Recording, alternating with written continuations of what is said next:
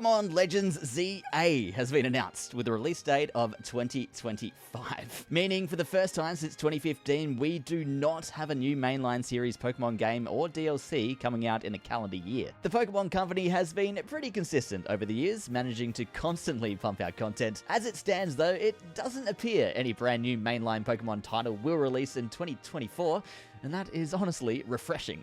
Hear me out. Ever since Pokemon switched from 2D sprites to 3D models to fully fledged open world games, it's become increasingly obvious that the games are getting harder to make and require more development time, despite them still sticking to that 3-year cycle between generations. Now, I loved Pokemon Legends Arceus, and it actually runs pretty well with minimal glitches, but it became pretty clear as soon as flying was unlocked that the game had limitations on the Switch and looked incomplete in some areas with the loading times. These thoughts were only amplified in Scarlet and Violet, which, despite being one of the best entries in the series, suffer from extreme lag, especially here on Casseroya Lake, and of course in the Tag Tree, or should I say Lag Tree Thicket. Game Freak has even in the past acknowledged these issues, and now it appears with a new Nintendo console on the horizon, they're allowing themselves more time to focus on the next installment in the series. So based off the trailer from Pokemon Day, what exactly do we know about Pokemon Legends Z-A, and what Pokemon have been revealed? Well, first of all, I think it's funny that the Pokemon Company basically said, screw it. A lot of you complained about our Gen 4 remakes that much that we're just skipping Gen 5 altogether for now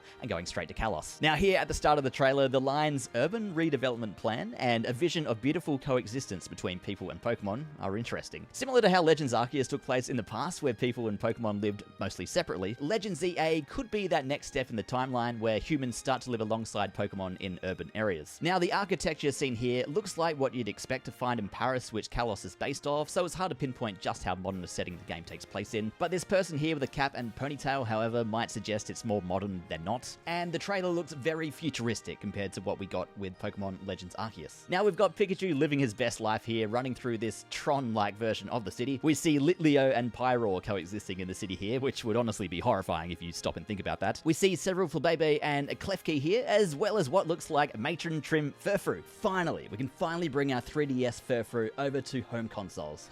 Now we see what looks like a Fletchling here, as well as a trainer with a Hawlucha battling a Dragonair, and of course we have Gyarados here and what looks like a little Magikarp in front of it, but it's a little hard to tell, it's a bit kind of blurry. On the right here we have Dandy Trim Furfrou just in the background here, a Hippopotas just standing under the bridge, and an Absol.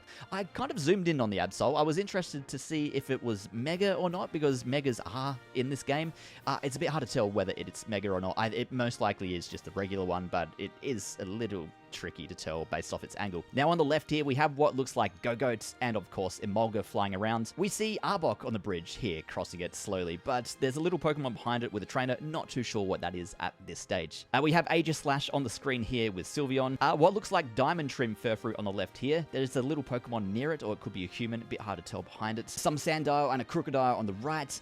We cut to this screen here, there's a Heracross on the right fighting a Pinsir there. An Onix in the background. What looks like an Eevee here, a bit hard to tell, but it mostly resembles an Eevee. There's a Bellsprout on the right here, maybe two. That right one is a little harder to tell. Obviously, we have Talonflame flying through the city here. On the right here, it looks like another Furfrou. What looks like a Ralts here, correct me if I'm wrong, it does kind of look Ralts-like, but, you know, a bit hard to tell with a blur. Now, this one's hard to tell. This could be a Primeape, it could be a Shiftry, it could be something else that I'm forgetting about, but I think it's a Primeape. Happy to hear what your thoughts are. Noibat and Noivern, these most likely are on the right here. I had a bit of doubt with the Noivern at first, but then I think that's a Noibat above it, so it looks like Noibat and Noivern, which would make sense being Gen 6. The red and green Pokemon in the center here looks like two more Furfrou. It seems like every Furfrou they show in this trailer has a different color based off its trim, so that would make sense there.